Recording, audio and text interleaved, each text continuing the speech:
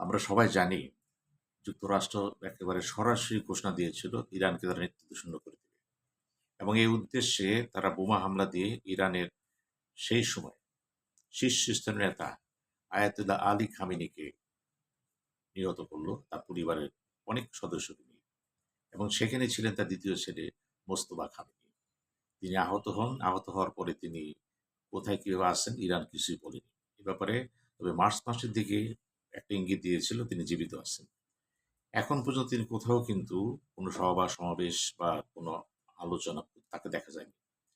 ইতিমধ্যেই ইসরায়েল ঘোষণা দিয়েছে যে তারা এই মুস্তফা খামেনিকে হত্যা করবে যেখানে যে অবস্থায় পাওয়া যায়, অর্থাৎ ওপেন ঘোষণা। এই যে ঘোষণাটা আসলো, কত মর্মান্তিক ঘোষণা চিন্তা করতে পারেন। ইরানের জনগণকে ধ্বংস করতেছে, সম্পদ ধ্বংস করতেছে এবং নেতা ধ্বংস করতেছে, এর কি কোনো প্রতিরোধ নাই? এখন যদি দেখা যায় ইরান কোনো উপায় না দেখে তাদের ঘোষণা দেয় আগামীতে ইসরায়েলকে নেতৃত্ব শূন্য করে দেওয়া হবে, তাহলে পরিস্থিতি কি দাঁড়াবে? সেটা কি ভালো হবে?